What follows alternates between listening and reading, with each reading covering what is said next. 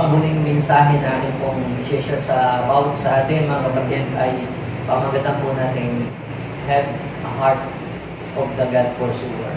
So, kinakailangan tayo ay magkaroon ng puso ng isang taong ang hinahabol at ang hinahangad sa buhay niya ay walang iba kundi ang Panginoon. Siguro, ang iba ay nagtatanong, bakit ba lagi na lamang pinag-uusapan yung pursuing God's presence? Bakit lagi na balabang si God? Love the Lord your God with all your heart, with all your strength, with all your soul. Paano naman yung aking career? Paano naman yung aking dreams? Paano naman yung mga bagay na gusto kong ma-achieve sa aking buhay? Alam niyo po, mga kapatid, the secret para yung mga bagay na gusto mong marating sa buhay, sa mundong ito, ay ma-achieve mo at maranasan mo. All you have to do is to pursue the presence of God in your life. Bakit po? Sapagkat kapag pinurso mo ang Panginoon, di ba sabi ng Panginoon, and all these things shall be added unto you. So magkaiba po, mga kapatid, ang formula ng mga taga-kaharian ng langit at ang formula ng mga taga-kaharian ng Diyos. So, if you belong to the kingdom of God, alam mo ang sikreto para yung mga bagay na kailangan mo sa buhay na ito ay mapasaya. Ano ang kailangan mong gawin? Ipurso mo lang si Lord. At si Lord na ang bahalang tumulong sa iyo para lahat ng mga kailangan mo sa buhay ay lumapit sa iyo. So, ang sabi po ng Psalms 63, verse 8, sabi niya, my soul pursues you, your right hand uphold me. My soul pursues you. Tatanungin ko po kayo, sino ang hinahangad, ang hinahabol, ang pinupurso mo? Kahit po ang mga ibang mga believers, ay meron po silang mas pinaprioritize sa buhay nila na ipurso nila. Many of them, dahil sa ang pinupurso po nila ay ang mga bagay dito sa mundong ito, ang iba po sa kanila ay nauwi sa frustration o na-frustrate sila.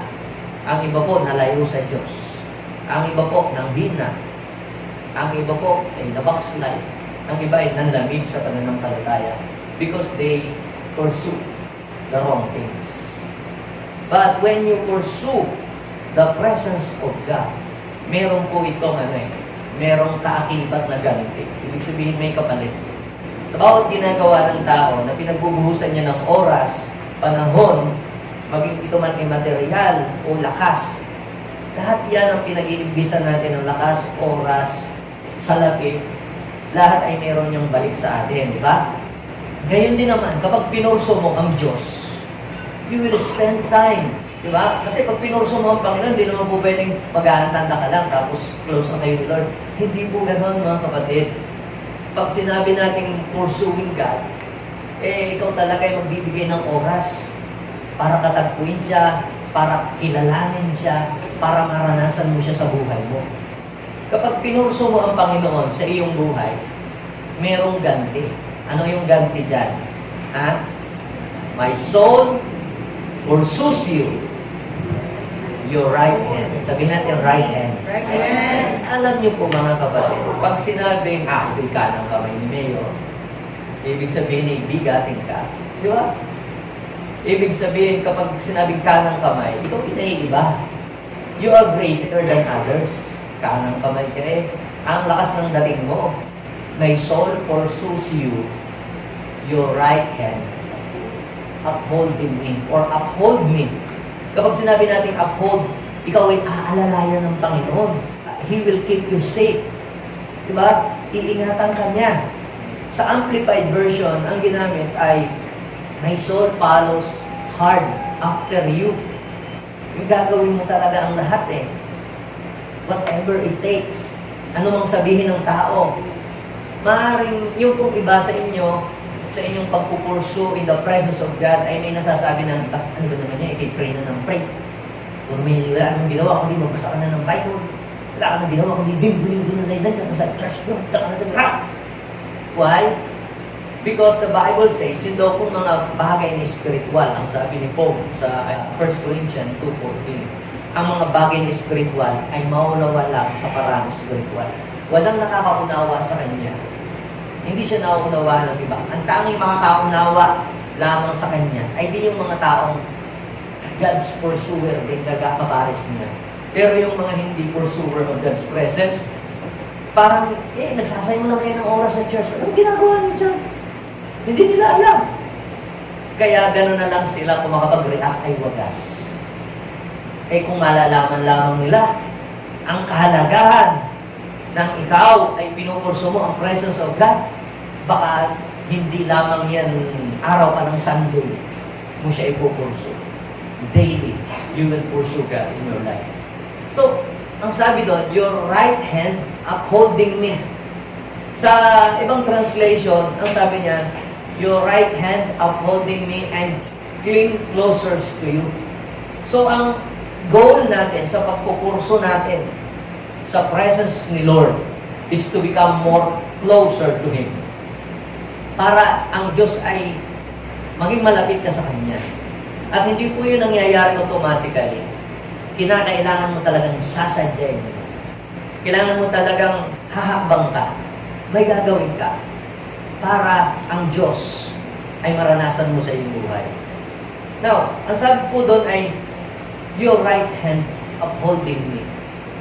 So, ibig sabihin, pag pinurso mo ang Diyos, nasa iyong kamay ng Diyos. At pag nasa iyong kamay ng Diyos, yes, lahat ng kailangan mo, lahat ng kulang sa iyo, idaragdag niya. Kung may sakit ka, siya ang magpapagaling. Kung ikaw ay nasa kagipitan, siya ang tutulong. Kung ikaw ay mag-down, ikaw ay iaangat niya because His right hand upholding you. And you are pursuing Him. Hindi ka niya pababayaan. Yun ang sabi ng Diyos sa Bible, Hebrew 13:5, I will never leave you nor forsake you. So, ang pagpupurso, mga kapatid, sa Lord, ay hindi po ito wasting of time. Hindi po ito wasting of money. Hindi po ito wasting of energy. Alam niyo po, mga kapatid, pag pinupurso natin ang Panginoon, hindi tayo nawawalan. Tayo ay nadaragdagan pa nga tayo. Kapag hindi mo pinupurso ang Panginoon, ikaw ay nagiging empty, ang buhay mo nagiging kulang, hanggang sa ikaw ay humina ng humina, hanggang sa ikaw ay mamatay, spiritually and even physically. Kaya ang buhay natin, mga kapatid, ay nasa sa presence ni Lord. Ang ating hininga, mga kapatid, ay ang Lord. At kung wala ang Lord, we are nothing. Now, let's talk about the heart of a true God's pursuer. Mayroon po akong tatlong mga dakilang tao sa Bible na kinuha. Napag-usapan po natin ngayong umagang ito, mga kapatid.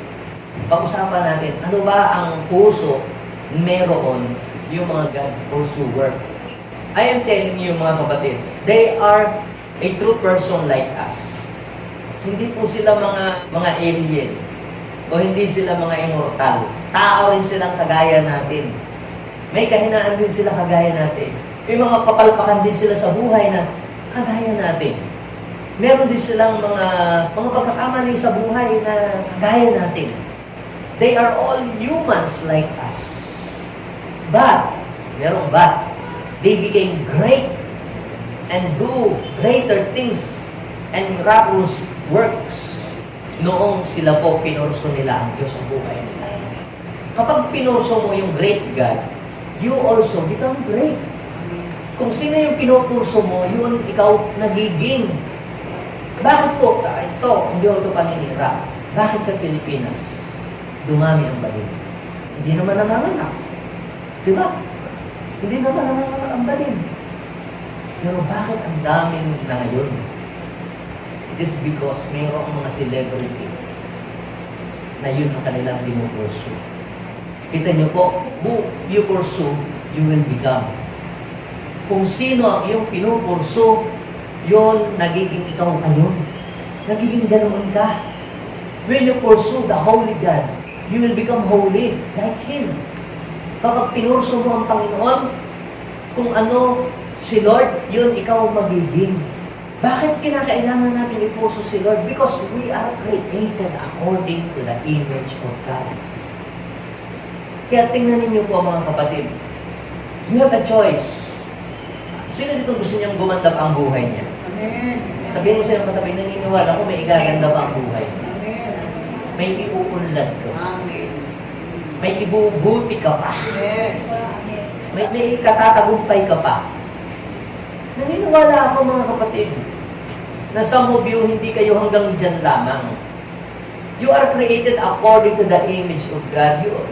You are created for excellence. You are created to do great things. Pero it's up to you kung sino ang iyong ipupursu.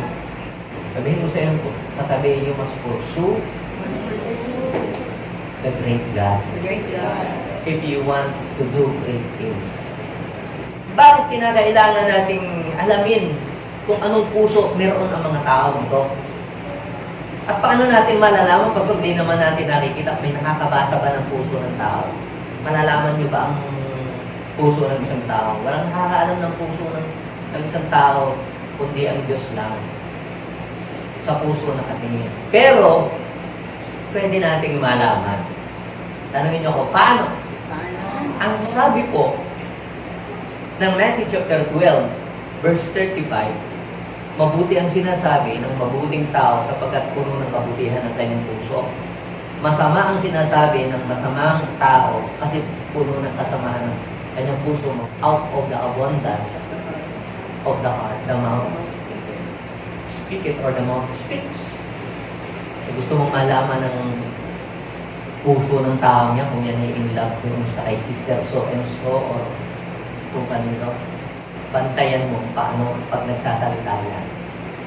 Di ba? Pag nagsasalita na yan, malalaman mo na kung ano ang laman ng puso ng tao.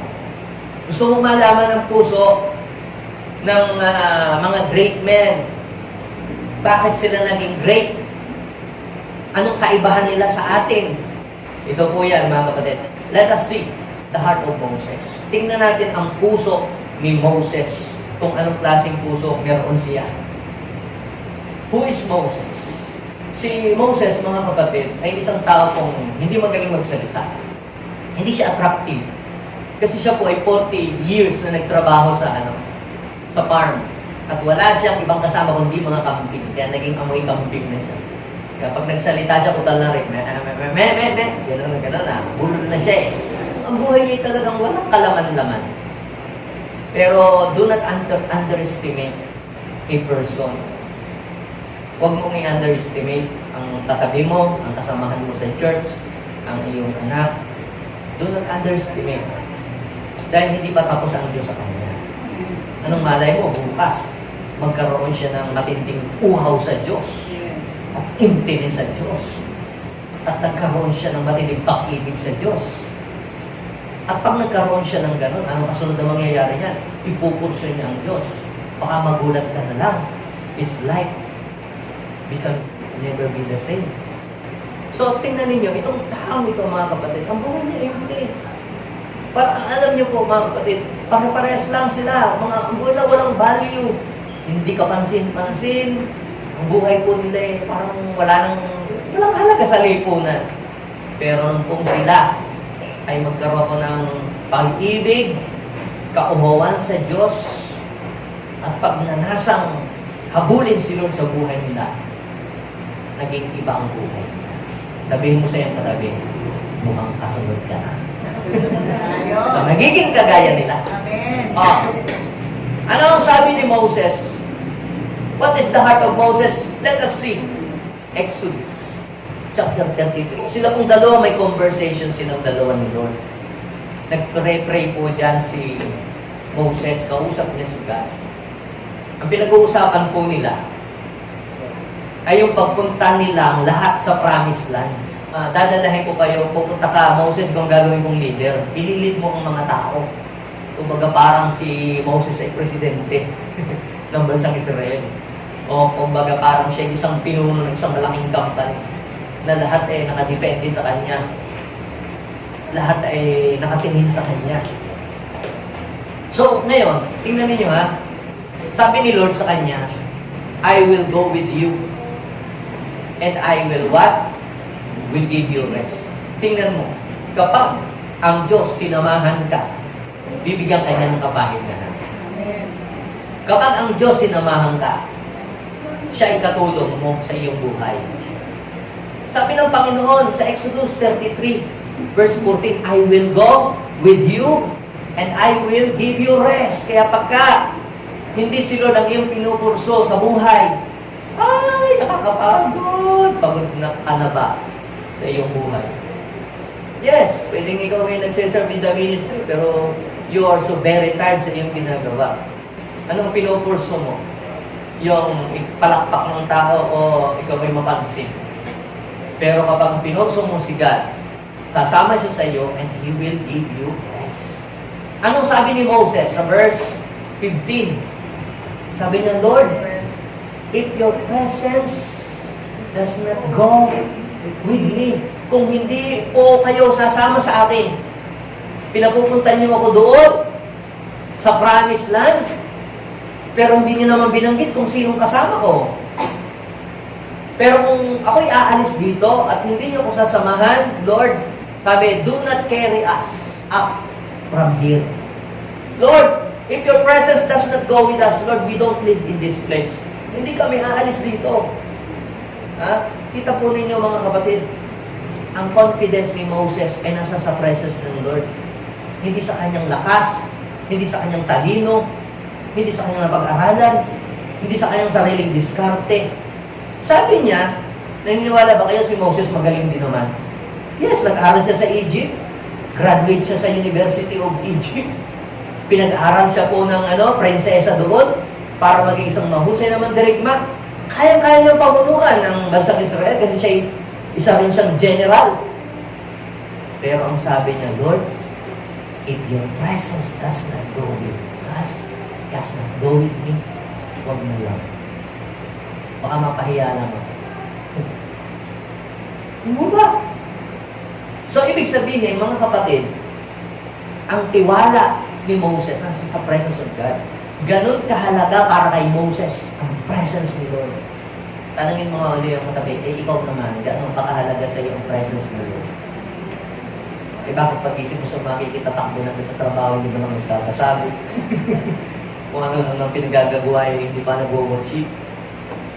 Pero kay Moses, parang ikumpara natin sa atin, Lord, ayaw ko munang gumawa, ayaw ko munang magplano, ayaw ko munang dumiskarte, ayaw ko munang humakbang kung wala sa akin ang iyong presence. Dahil baka mabigulang ako. Dahil baka mapahiya lang ako. O dahil baka ako'y kung ano nang mangyari sa buhay ko. Kung magbi-business ka din lamang, pero hindi sasama ang Diyos sa iyo, wag na lang, sayang lang ang pera, baka malugi pa. Yan ang ibig sabihin niyan kung atin niyang i-connect sa situation natin. Iba rin naman yung kanya. Pero yan ay tumutukoy sa bawat hakbang at bawat gawain at bawat desisyon natin gagawin sa buhay. Ano ang sabi? Lord, if your presence does not go with me, I will not live here. Hindi ako aalis. Nung ako pumunta nasa Batangas pa noon talagang ako ng bishop sa Pangasinan, bishop dito sa Pangasinan. Bata pa ako, 19 years old. Nung alam ko sa pagpapasko, nung alam ko sa Bible, paunti lang ang aking alam. Pero ang prayer ng Lord, samahan niyo po ako. Hindi ko alam yung nangyayari sa akin doon, pero Lord, samahan niyo po ako. And by the grace of God, we have more than 20 churches in Pangasinan. Yun ay pagsama ng Panginoon. Marami din namang nagsimulang kasabay ko din. Pero wala pang church hanggang ngayon. So, ibig sabihin yun ay dahil sa pagsama lang ng Diyos. Pag sinamahan ka ng Diyos, may mga dakilang bagay na mangyayari sa iyo.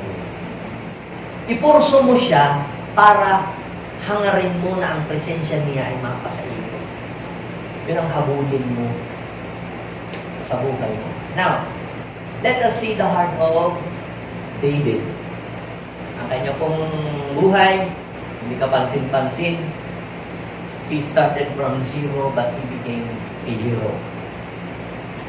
Mamaya, balikan natin silang lahat. Let us look or let us see the heart of David. Sino po nakakilala dito kay David? Hindi ho yung nagpupulot tsaka nagre-ripad at tsaka nagpupupit. David sa ano yun. Yung pumatay kay Godzilla. Pamamatay kay Goliath. Now, anong puso meron ng mamang ito? Bakit siya sinamahan ng Diyos? Bakit siya naging great? Tingnan natin. Anong sabi niya? Sa Psalms 84 verse 10. Malalaman mo kung ano ang puso nila.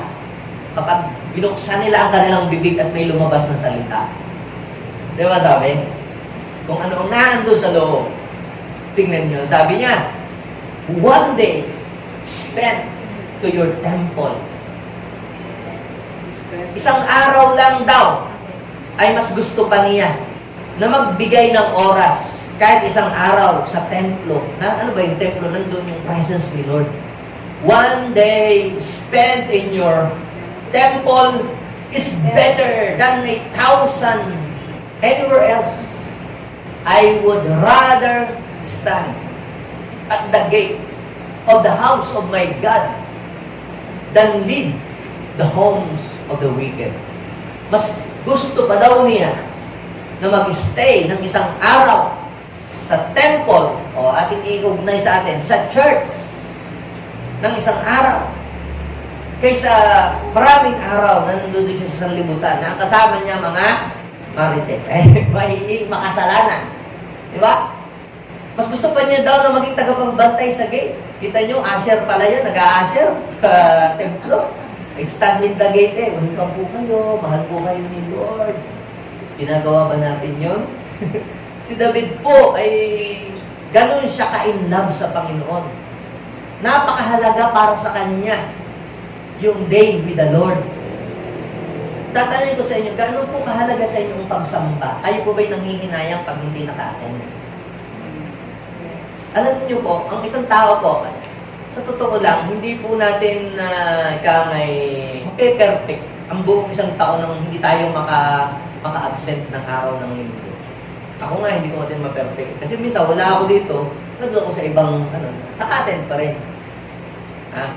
Pero yung mga nagtatravel, halimbawa, inabot ka ng linggo, inabot ko sa Ipapawid. Di ba? Araw na siguro. Para mo na, mama, bababa na ako. Hindi naman pwede yan, di ba? O kaya, ikaw may isa kang nurse, bigla kang tinawag sa duty na, di ba, hindi mo maiwasan yun. Pero the point is this, kung mangyari sa buhay mo yung ikaw ay hindi nakadalog, kunyari na nangyari yung mga ganun, nangihinayang ka ba o okay lang sa'yo? Parang hinayang, Lord, I miss our gathering. Lord, we miss your presence. Sayang. No? Ano kayang ginawa ng Lord? Ano kayang nireveal ng Lord? Ano kayang ipinur out ng Lord? I miss those blessings. Kasi kita nyo, kung hindi ka nanghihinayang sa ganong mga bagay, hindi mo pinanghihinayangan, parang walang value sa iyo ang pagdalo sa mga gathering. Naalala ko, nag-uusap yung mga nandun sa likod ka na, nakikinig ako, nakikimarites ako. Sayang, ganda pa naman nakakapon, hindi ako makantag mo. Kasi naman, yung teacher namin, nagpa-exam ni Sabado. Ano magagawa mo doon? Diba? Talagang hindi ka makakatag, nagpa-exam eh. Ha? Yung ibig sabihin, nangihinayang ka. Yung iba naman bala wala sa kanila, who cares? Alam nyo, pag ganyan ka, ikaw ay backslider ka doon. Pero si David, better is one day. Ito yung gano'n ka valuable para sa kanya yung ganitong gathering. May value ba sa iyo ang pagdalo sa gawain ng Panginoon o nagpapalipas ka lang ng oras? Now, ang pangatlo, sino po? Si Paul. Let us see the heart of Paul. Ano ang puso naman meron itong si Saint Paul na ginawa pa siyang Pope ng mga Catholic na saint? Tingnan ninyo. Ang sabi po ni Paul sa Philippians chapter 3 verse 7 to 11, ngunit dahil daw po kay Christ. Dahil kanino? Dahil kay Kristo. Yun daw po mga bagay na inari niyang pakinabang ay anong ginawa niya? Sa verse 8 ay binilang niyang kalugihan. Sabi niya sa verse 8, ang mga bagay na po pwede kong maging pakinabang ay inari kong kalugihan bilang kapalit ng higit na mahalaga. Ano daw yun? Ano yun? ang pagkilala kay Kristo Jesus na ating Panginoon. Maraming sayang, kunyari, naku, saan mo, bukas sana ngayon. Balita ko, may liga daw doon sa tapat ng tindahan. Maraming bibili. Okay ko, bukas ngayon, maraming bibili. Ako, mga suki ko, nakita, di ba? Sayang, no? Kaya alam naman, kung kailan pa naman yung napatapat ng ano, kailan naman napatapat ng ganun, tsaka pa naman araw ng pag-worship. Alam nyo, minsan, niluloob ng Diyos na mangyari sa atin yung mga ganung mga bagay para magkaroon ka ng pagpipilian. Para di naman makita ng Diyos sa atin. Ano ba ang mas valuable sa iyo? Ano ba ang mas mahalaga sa iyo? Alin ba ang mas higit na pinapahalagahan mo sa buhay na ito? Ako ba na may lalang ng lahat ng bagay o yung mga bagay na akong nilalang? Diba? Alin ang importante sa iyo, yung gift o yung giver? Alin ang importante sa atin, yung blessing o yung blesser? Ano ang mas importante sa iyo? Yung healing o yung healer? Yun, inilaalaw lahat ng Panginoon yun ang mangyari. Pero kay Paul, papansin natin dito ha, he is willing to sacrifice everything for the sake of the most important. Akala natin mahalaga na yun, napakahalaga na yun. Pero may mas mahalaga pa pala. Ano daw po ang pinakamahalaga? Isigaw natin! Pagkakilala kayo nun. Pag pinupurso natin si God, sa buhay natin, may isasacrifice ka talaga eh. Isasacrifice mo yung mga malimong barkada, yung mga kainuman, yung mga, isasacrifice mo lahat, ang iyong bad habits, di ba? At ano ang kapalit? Kung ang kapalit naman ay transformation, kung ang kapalit naman ay greatness, yain na. Sabi niya, bilang kapalit ng higit na mahalaga pagkakala sa Panginoon. Basahin po natin yung verse 9. Anong sabi? Ang lahat daw ng yan, binilang niya kalugihan, makantan lamang niya ang Panginoon sa buhay niya. At lubos na makiisa sa Kanya. Kita nyo, ang goal ng pursuing God's presence is to become more closer to Him. Hindi mo pinupurso si Lord dahil meron ka lang gustong hingin sa Kanya.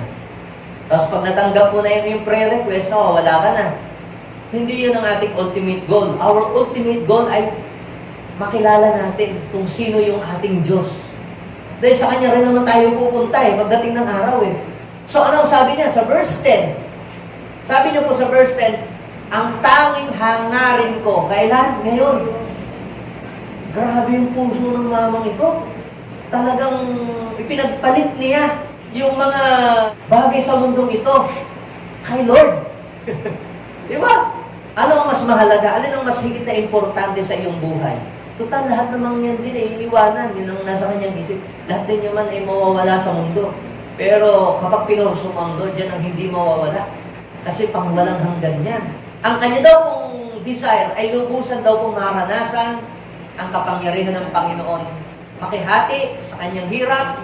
Kita ninyo, kapag pinurso mo ang Panginoon, may mga trials ka ding mararanasan. May pagtitiis. Sabi doon, sa pag-asa ang muli ako bubuhay. So, ang pinupurso ni Paul ay si Lord sapagkat ang kanyang hinahangad ay yung pong eternal riches, hindi yung temporary riches. Mahalaga po yung kayamanan dito sa mundo. Pero higit na mas mahalaga yung kayamanan na hindi nauubos, hindi nasisira, hindi nawawala. Yun ang dapat nating kuburso ng mas higit pa sa buhay na ito habang tayo nabubuhay pa. Now, anong nangyari kay Moses nang pinurso niya ang presence of God sa kanyang buhay? Moses did a miraculous work during his time. Sa Egypt, kita ninyo, siya daw po hindi nakila ng Pharaoh. Nakagawa siya ng mga himala. Yung Red Sea, bigla pong nahati at sila po ay nakatawid. Dahil si Moses, pinurso niya ang Lord sa kanyang buhay. Yes, maraming pagsubok. Na-persecute siya ng kanyang mga kapatid, ng kanyang mga kamag-anak. Yung mga tao, sinisisi siya. Dahil bakit daw dinala-dala pa sila doon? Kita ninyo, kapag pinurso ng isang tao ang Diyos, hindi po pare-parehas lahat ng level ng pagmamahal sa Diyos. Halimbawa, kayo isang pamilya, pinurso mo si Lord, maaaring, masarap maglaro, pag linggo, maraming kalaro. Siyempre, yung nag-iimbita, super in love kay Lord. Yung ini-invite, hindi masyado, so magkaiba sila ng level.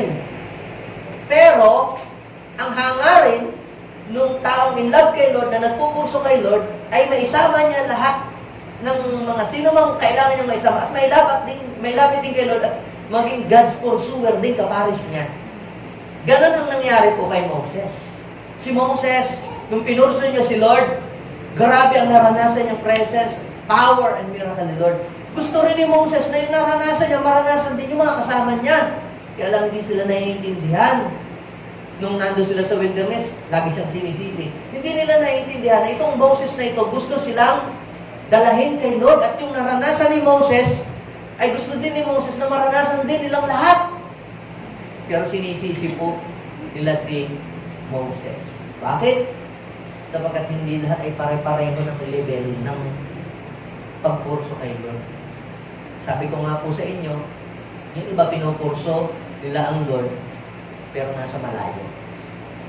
So, now, anong nangyari kay Moses nung pinurso niya ang Lord? Siya po ay nakagawa ng mga dakilang bagay. Nakagawa po siya ng mga himala. Grabe po yung mga miracles na nangyari. Kaya, kapag pinurso mo ang Panginoon, maraming himala na darating sa buhay. Amen. Ano ba? Nung pinurso, una, miracle. Di ba? Yeah, maraming himalang darating. Tapos, di ba? Yun daw kung kanilang pinuntahan, marami po doon mga mababangis na kalaban, mga higanting tao, kaya-kaya silang pitilin ang kanilang buhay. Tapos yung ilang, ang dami daw po itong mga mababangis na ahas at mga alakdan. Pero alam niyo po ang sabi, ininyatan sila ng Diyos. Laban sa kanilang mga kaaway at sa mga mababangis na hayop. Anong ibig sabihin nung pinurso ni Moses ang Diyos, hindi lang naranasan yung miracle, naranasan din yung protection ng Diyos. Sabihin mo sa iyong katabi, pag pinurso mo si Lord, Pag pinurso si Lord, you will not only experience His miracle, but you will also experience His divine protection. Amen. Ano ba ang makikita ninyo nung pinurso ni Moses? Si God? Nung pinurso ni Moses, si God. Si Moses po, hinabol po sila ng mga Egyptian. Pero alam niyo po ang ginawa po nila nung wala po silang madaanan? Diba? Kasi may bundok dito sa kabila, kaliwat kanan, tapos may dagat dyan, ang humahabol sa likod. Sila po ay natrap sa isang place na hindi na nila alam kung saan sila pupunta. Pero alam niyo po ginawa ni Moses? Siya ay lumapit, tunanat niya ang mukha ng Diyos, nag-ask siya kay Lord kung anong gagawin. At sinabi ng Panginoon yung gagawin. At alam niyo po, sabi ng Lord, iunat mo yung tungkod at nahawi po yung dagat at sila po yung nakatawid. What is the point here? Kapag pinurso mo ang Lord sa buhay mo, pwedeng ang mga pinagdadaanan mo ay hindi maging easy. Pwedeng may problema, pwedeng may pagsubok, pwedeng may difficulties, pwedeng hindi mo na alam gagawin mo sa iyong buhay. Pero, huwag kang mag-alala. God will make a way. Amen. Para ikaw ay makalampas dyan sa problema mong pinagdadaanan yan. As you pursue the presence of God, He will guide you and make a way for you. Ano pa ang nangyari? Ano pa ang isa pang nangyari? Sabi po doon, 40 years sila naglakbay sa ilang. So, walang mall doon, walang Jollibee. Ang ilang, siyempre walang palayan sa ilang, di ba? Anong meron? Puro buhangin. Pero alam niyo po, mga kapatid, si Lord nagpadala ng maraming mga pugo at araw-araw nag-provide si Lord ng mana para po sila ay makakain. At sabi, ang kanila daw pong mga sapatos at tsinelas hindi nasira, ang kanilang mga damit ay hindi naluma. What is the point here? When you pursue the presence of God, kagaya ng naranasan ni Moses, God will always provide all your needs. So Sapagkat ang Diyos na iyong pinupurso ay rich. Amen? Punta naman tayo kay David. Ano ang nangyari kay David nang pinurso niya ang Panginoon na sinabi niya, better is one day in your house. Ang nangyari? Alam niyo po ba si David ay tagapag-alaga ng mga tupa ng kanyang ama? Oh, ano ngayon? Siyempre, mag-isa ka lang na batang paslit. Iniwanan ka doon sa kabukiran. Mag-isa ka lang na mag-aalaga ng inyong mga tupa. Na wala ka namang katulong. Yung mga kapatid mo, hindi ka tinutulungan, sa loob mag-isa. Pero alam niyo po, sabi niya ha, sa tanda ko ng ito, diba, sabi ng Psalms 37, at hanggang mula yung bata, hanggang sa ako'y matanda na, wala akong nakita na ang tao ay hinabol ang Diyos at ang kanyang mga anak ay naging hampas lupa. Ito yung effect. Tapos sinabi niya kay Saul, noong ako po ay nag-aalaga pa ng mga tupa namin, maraming mga leon ang umaatake sa amin at gusto akong sakmalin. Pero lahat ng leon na yun ay aking tinalo. Hindi ako nakagat. Na-overcome ko na, napatay ko ang mga leon. Ibig sabihin, kapag pinurso mo ang presence ng Lord, dumaan ka man sa panganib, iingatan ka ng Diyos. Diba? Even though I walk in the shadows of the valley of death, I will fear no evil. Ang sabi ng Psalm 23 verse 4. At ano po ang pinakamatindi pong nangyari dito, siya talaga nakilala na matindi. Nung yung higante. Nung yung higante na naghahamon sa bansang Israel ay kanyang tinalo at na kanyang napabansa. Bakit sa dami namang lalaki sa Israel, bakit walang nakaharap doon sa higante niyo? At bakit siya pa ang nakatalo?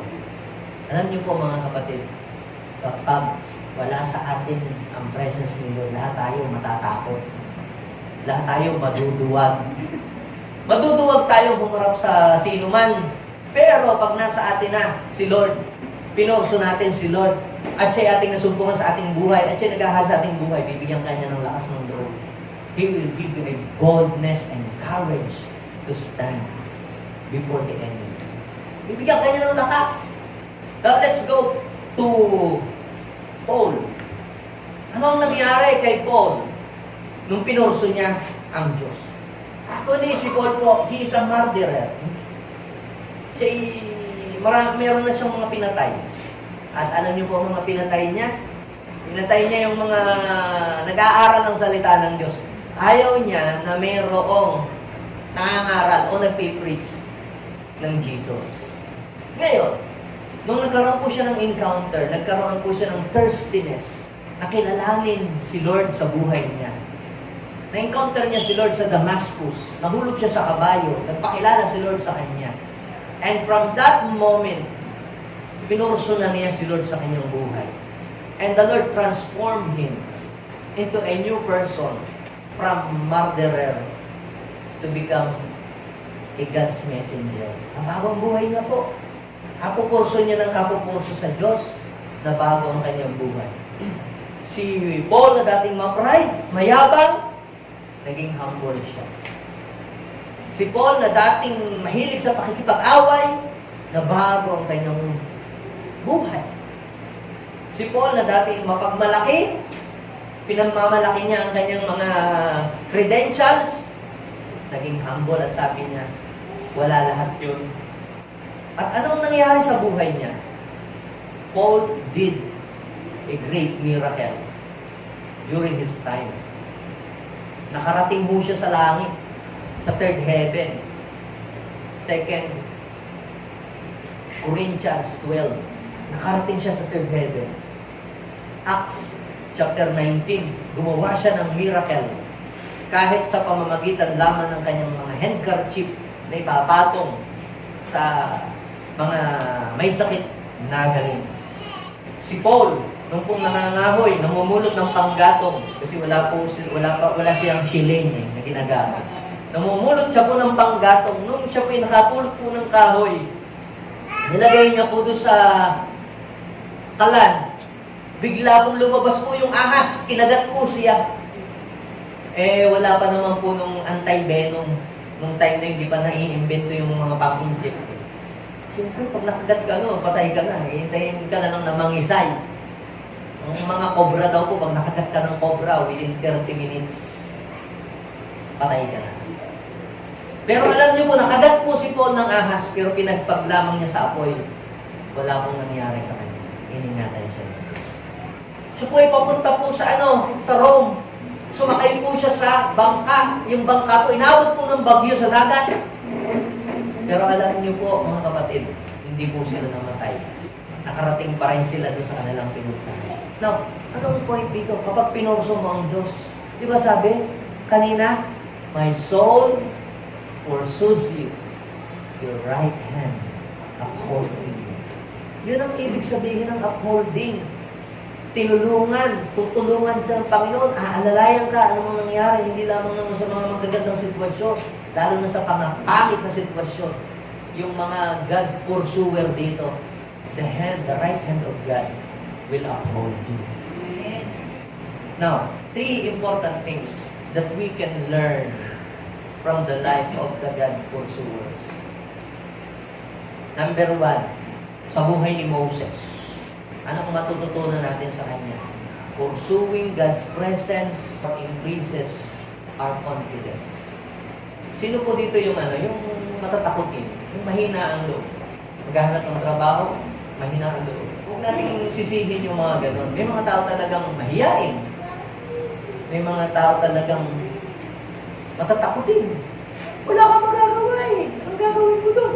Papagalitan mo, sisigawan mo, sisihin mo, bakit ka ganyan? Alam niyo po, ang kailangan natin gawin para ma-overcome yun at magkaroon sila ng confidence ay i-introduce natin ng mga tao sa presence ni Lord. Magkakaroon po sila ng confidence. Diba sabi, Lord, if your presence does not go with us, ang sabi ng Exodus chapter 33, verse 15, kaya namin umalis dito. Tingin sa Tagalog. Sabi ng Panginoon, kasamahan ko kayo, aalalayan. Sabi ng verse 14, magtatanggol, laban sa kaaway. Sabi ng verse 15, Lord, kung hindi nyo kami sasamahan, huwag kami alis dito. Sabi ng verse 16, basahin natin yung verse 16. Pagkat kung hindi kayo sasama sa amin, papaano malalaman ng lahat na kami inyong kinalulutan? Pero, kung sasama kayo sa amin, maliwanag na kami higit.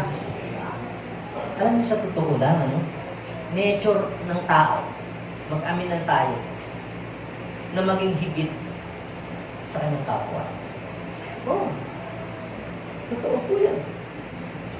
Kahit mga pastor, pag nag-testify yung isang pastor, sasabihin sa meeting ito ng pastor, hindi po pwede papain siya, hindi mo pakatotoo. Kahit nawala na sa program. Lahat tayo. O pag bumili ng damit yung kahit ating kapatid, gusto natin bibili. Gusto natin tayo maging higit sa iba. Maraming tao, ganito, gusto niya makahigit sa iba. Gusto niya laging maging higit sa iba. Kaya pag bumili siya ng TV na 49 inches, gusto niya 50 ang kanyang bibili. Pag bumili siya ng sasakyan, 4-seater, gusto niya 6-seater. Meron yung nagpatayo ng church 5,000 seating capacity. Yung isang bishop nagpatayo din, 7,000 seating capacity. Gusto niya laging makahigit sa iba. Pero alam niyo po, minsan, yung paghahangad ng tao na makahigit sa iba, sometimes, it leads people para maging mapagmalaki o mapagmayabang. Okay. Pero ito iba. Saan mo gusto mong makalamang? Dahil madaming lupa, madaming sasakyan, ganun ga ang kalamangan na gusto mong makahigit sa ibang tao, sa iyong kapitbahay. Alam niyo po mga kapatid, kung gusto niyo rin lamang nating lahat na magigigit sa iba, hindi yung sa material eh. Di ba? Hindi sa pasiksihan eh. Pumadamihan ng bilbil. Saan dapat tayo? Kung gusto mo rin lang, hahangarin mo lang na maging higit sa iba, ano na? Palapitan sa Diyos. Di ba? painlaban kay Lord. Di ba? Paintimatean kay Lord. Palapitan kay Lord. At pag gusto mo rin lang makalamang sa iba, ha? Magpakalapit ka kay Lord. Mas madaming presence ng Lord sa buhay mo, mas higit ka sa iba. Yun ang magbubunga ng mabuti para sa iyo. Pag mas anointed ka, mas angat ka sa iba, mas makakatulong ka. Mas matutulungan mo yung ibang tao. So ano pong ibig sabihin, mga kapatid? Si Moses po, kung gusto rin lang niyang maging lamang sa iba, ay yung presence ng Lord nasa sa buhay niya. The presence of God increases our confidence. O sino dito nung mag-umpisa sa church, mahihiyain, takot ng magsalita, hindi makaharap sa tao, di ba, ganun. Pero, kapupurso mo na kapupurso kay Lord, aba, marunong ka na yung, nakakaharap ka na sa mga tao, malakas ang loob mo. Nadagdagan niyo yung confidence. Pangalawa, tingnan natin sa buhay ni David. Pursuing God's presence separates us from the wicked. Sa totoo lang, napakahirap pumalas. Kung ikaw ay halimbawa dating adik, dati kang manginginom, dati kang magsusugal, talagang wala kang abset sa sabungan, sa tungkitan. Napakahirap mong pumalas sa mga ganitong bagay kung tayo po'y na-addict po dito. Sasabihin ko po siya, hindi po madali. Ako din po dati naging alipin sa sugal. Ako, Sabado, Linggo, talagang kami committed na po doon. Pero nung ipurso ko po ang Panginoon, yun lamang ang nakatulong para ako'y mapalayo doon sa mga dati kong kasamahan wala sa Panginoon. Basahin niyo po yung Psalms 84 verse 10. One day spent in your temple. Kita ninyo. Kita ninyo. Ito, maiintindihan ito ng mga dumaan dito. Dati naman, hindi ka maglalasing kung manginginom. Ika nga ay one shot of alcohol can make you hungry or thirsty for another shot. Diba? Diba? One stick of cigarette can lead you into addiction. Ganun naman yan eh, diba? Parang paulit-ulit mo na siyang hahanapin. O, huwag lang naman patungkol doon. Kapag ikaw ay kumain ng matamis, ikaw ay it can leads you to what? Magkikrave ka sa mga matatamis na pagkain. Kasi addictive. Cigarette is addictive. Vape is addictive. Even nga po pagpapatato is addictive. Dati ikaw ay may tattoo lang na isa sa kamay. Alam mo ang addictive doon? Kita mayroong tao ang tattoo sa kamay. Yun pong pain. Pagka naano ka na sa pain, parang hahanap-hanapin na ng iyong balat na gusto mong may laging may tumutusok-tusok. Addictive. Kaya isang araw, puro tattoo na ang katawan mo. Hahanapin na yun ng iyong katawan. Sapagkat ang tattoo is addictive. Drugs is addictive. Ano pa? Yung mga sweets, addictive. Ang mga hard drinks, soft drinks, addictive. Pag na-addict ka sa mga ganong bagay, what will happen to your life? Yung mga kaka-addikan mo, someday, can destroy you. Mawawasakin ang buhay mo noon. Gambling is addictive. Pero pag na-addict ka doon, anong mangyayari? Uubusin mo lahat ng pera mo hanggang sa mabaon ka sa utang. But, sabihin mo sa iyong katabi, but, one taste of God's presence Amen. can lead us also into addiction for another encounter of His presence. And what will happen to you? Your life will experience change. Di ba? Nabago ang buhay ni David. Tumapang siya, lumakas ang loob niya, tumibay siya. At sabi niya, better is one day in your course than anything, anywhere else. Kita niyo, ano sabi niya? Kaysa ang mga tao. Kita niyo, basahin natin yun. Anywhere else I would rather stand in the gate of the house of my God than live in the homes of the wicked. Bakit nadanasan niyo yun? Nung siya po'y umalis sa Israel, nagtago siya kay Saul, grabe, sinamahan siya ng mga taong wicked, yung mga baon sa utang, mga rebelde, sumama sa kanya. 400 sila. At siya ang ginawang leader, nagtago siya sa Kibo, Kadulang. Sa Seklag, ganun din ho ang nangyari. Mga kasama rin niya, mga wicked. Tinulungan niya pagkatapos. Babatuin siya at sisisihin. Grabe ka wicked yung mga yun. Tinulungan nga tapos ganun pa ang gagawin sa kanya. But David found his strength in the presence of the Lord. Kaya, mga kapatid, ang makapagpapahiwalay lang sa atin sa kasamaan ay kapag pinurso natin si Lord. Paano ba natin ipupurso si Lord? Number 1, read the Word of God. By reading the Word of God. Ano ang iyong binabasa araw-araw? Pornography is also addictive. Watching Netflix is also addictive. But expensive. Diba? Facebook, addictive lahat yun. Pero pag na-addict ka naman doon, ang buhay mo gagawin niyang impig. Pero pag na-addict ka sa pagbabasa ng salita ng Diyos, ang buhay mo magkakaroon ng laman. It can make you a better person. Yung sabi ng mga tao, ay, basa ng devil ka ng devil, Cleo, masisira ng ulo mo sa ka ng devil. Napansin ko po mga kapatid, pag ikaw pala napuno ng salita ng Diyos, your life will become a blessing to other people. Ikaw ay makapagbibigay ng hope, ng strength, encouragement sa mga tao. Kaya yung mga tao, walang sinabi kundi mga paninira ng kapwa, mga negative, mga hinaing, kulang yung sa salita ng Diyos. If you are full of God's Word, ang salita ng Diyos na dala-dala mo, nakapagpapalakas at nakapagbibigay ng buhay.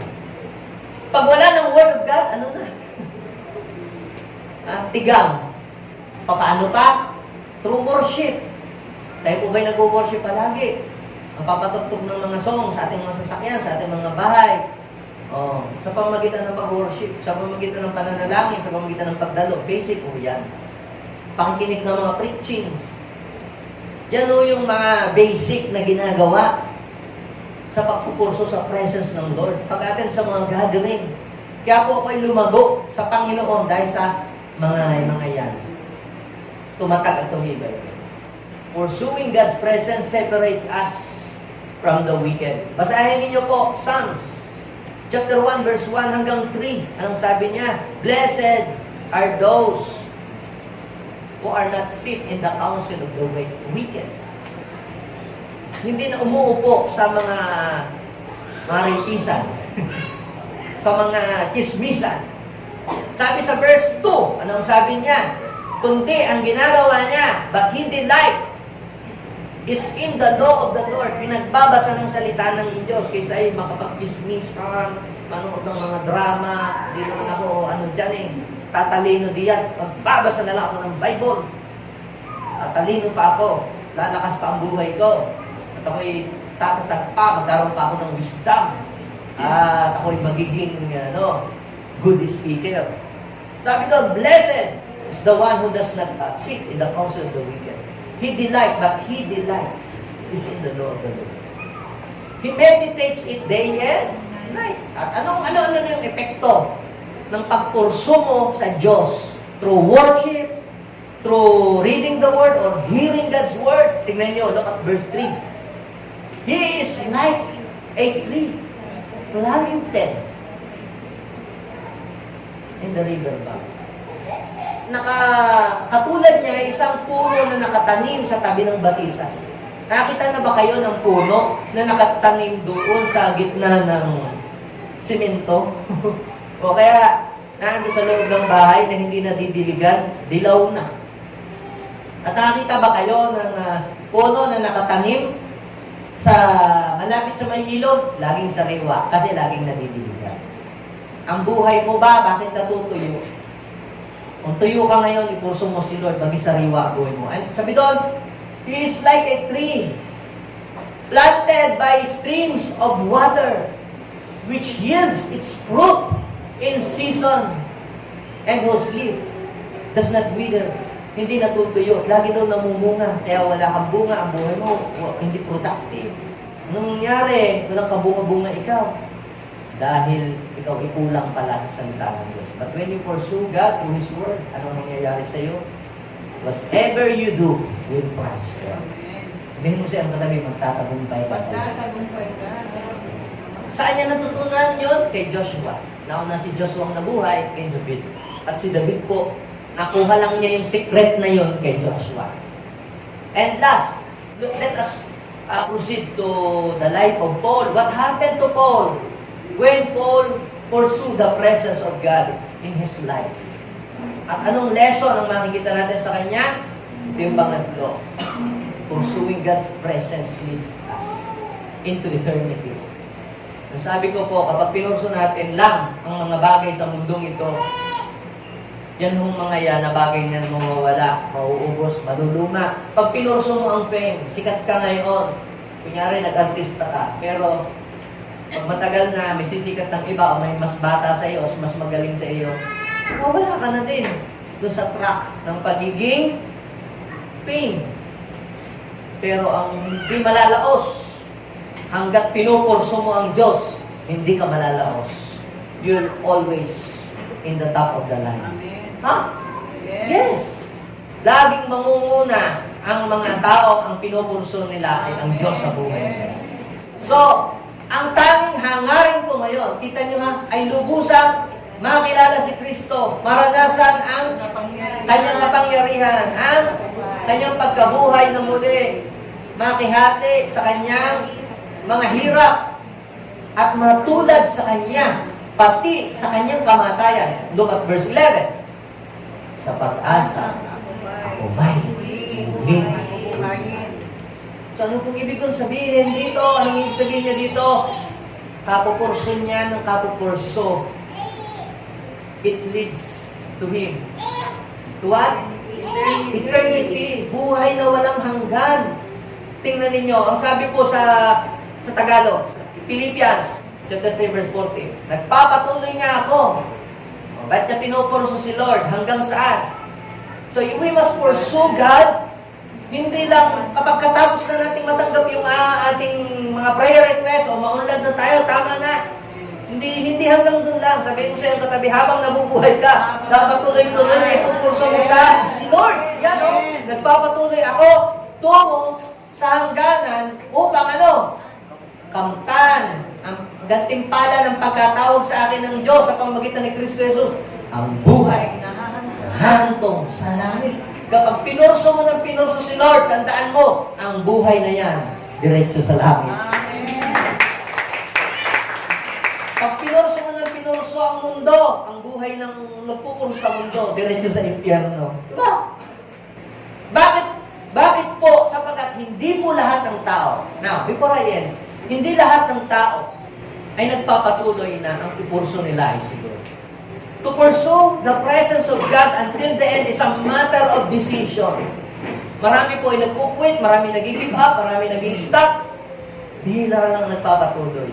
Kaya sabihin mo sa iyong katabi, you must pursue.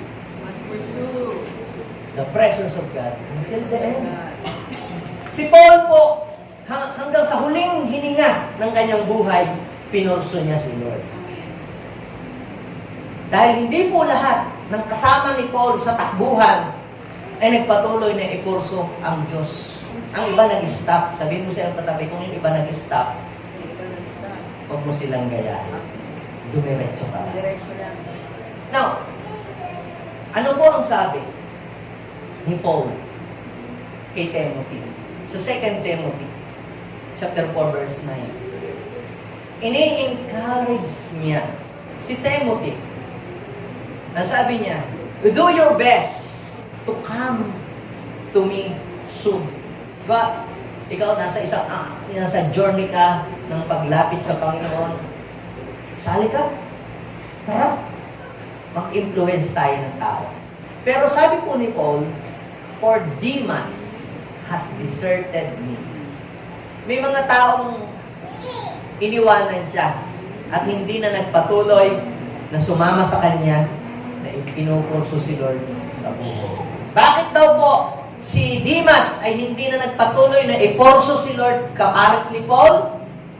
Because Demas has deserted me. Because he loved this present world. Mas inibig niya na iporso yung mga material things of this world. Hanggang dun lang. At yun lang ang gusto niyang iporso. Yung process ng Lord, ayaw niya. Ano naman daw? Si Crescens. Hasgan to Galatia. Yung iba, naging gala. Kaya Galatia. At si Titus naman, nag-alaga na lang ng aso. Dalmatia. Pumunta sa... sabi na si Titus daw, pumunta sa Dalmatia. Now, ang tanong ay ito. Gagayahin mo ba si Demas? Tanungin mo nga sa iyong katabi, ikaw ba si Demas? Sa totoo lang, marami pong mga Kristiyano, kaya hindi umangat ang buhay. Idol po nila si Demas. Tanungin mo ulit yung katabi, idol mo ba si Demas? Idol mo ba si Demas? Marami Kristiyano yan, kaya hindi nag-grow. Di masyadong nagpre-pray. Di masyadong nagbabasa ng Bible. Di masyadong nakikinig. Madami niya sa church. Demas. Di masyadong tumutulong. Di masyadong nagiging seryoso kay Lord. Sabihin mo sa iyong katabi, Demas ka ba? Sino daw si Demas? Demas has deserted me because he loved this present world. Ako po ay naniniwala, wala ditong Demas. Amen? Lahat ang nandirito, mga Moses. Amen? Ang nandito, mga David. Grabe na, ang nandito, mga Paul. Na hindi ipagpapalit ang presence ni Lord sa anumang bagay dito sa mundo. Amen? So, tumayo nga ang mga Moses generation, David generation, and Paul generation dito, mga kapatid. Ito, yung mga henerasyon ng mga taong ang pinupurso sa buhay nila ay si Lord, wala na iba. Let us pursue the presence of God no matter what happens. Alam niyo po, pagdating doon sa dulo, mga kapatid, hindi po tayo lugi, hindi po sayang ang iniimbis niyong oras, ang iniimbis niyong lakas sa Diyos. Lahat po yan may balik. Lahat yan mayroong epekto sa buhay natin. Kapag pinurso mo ang Diyos, it will create a supernatural effect sa iyong buhay. God, today, before we leave your house, one thing, our desire, Lord, give us the heart of the God pursuer. Kung paano dating sila'y empty ang buhay, dating wala, pero Lord, nung pinurso kanila, Lord, ang kanilang buhay ay naging dakila. Ang kanilang buhay ay naging pagpakala. Ang kanilang buhay, Panginoon, ay naging nanonood. Gusto ko pong maging kagaya din noon. God, ilagay mo po sa aming puso ang puso ng kagaya nila. Give us the heart of Moses na ang confidence ay nasa iyong presence. Give us the heart of David na hindi ipagpapalit ang presence ng Lord sa wickedness. Give us the heart of both na mas papahalagahan, Panginoon, ang presence mo kaysa ano pa mang bagay dito sa mundo. Our Father, bless your people. Holy Spirit, move in this place. Panginoon, kulang ang araw, ang panahon, ang oras para pag-usapan namin ang iyong kabutihan. Pero Lord, kung anumang mensahe ang narinig ng iyong mga anak sa oras na ito, itanim mo, itatak mo ito sa kanilang puso. Lord, walang lugi, Panginoon, kapag pinurso ka namin sa buhay nito. Thank you so much, Lord. Pwede po man tayo lahat ay manalangin, magdasal tayo, manalangin tayo, lagyan natin ating tanong kamay sa ating puso, sabihin natin, Panginoong Jesus, maraming salamat po sa mga salita na aming napag-aralan. Nalaman namin kung ano ang pinakamahalaga Ang pinakamahalaga. na dapat namin ipuso sa buhay na ito habang kami nandito. Salamat po, Panginoon, sa mga secrets na i-reveal mo, I-reveal mo. upang mapa sa amin ang mga bagay na kailangan ay ang ipuso ka habang kami nabubuhay. Hindi ang mga bagay Yan mo naman. na gusto namin sa mundo. Maraming salamat. Maraming salamat. Gabayan mo po kami Gabayan mo. habang kami nabubuhay. Maghari ka sa puso ko at patuloy pa kitang makilala kung sino pa sa buhay mo. In Jesus' name. Amen. Kung lang po ang pray, Lord, i-bless niyo po ang inyong mga anak. Tulungan niyo po ang bawat isa na patuloy kami maging in love sa inyong presence. Hindi namin makalimutan, Panginoon, ang pursuing God's process. Gagawin po namin ito palagi, Panginoon, hanggang sa huling yugto ng aming buhay. Dahil alam namin ang hininga namin, ito ay connected sa iyong presence. Ito ay connected. Simula nung kami makakilala sa iyo, Panginoon, our breath, O God, is connected in your presence. Bless your people, O Lord. Bless them all, O God. In Jesus' name. Amen. Amen. Talapang natin.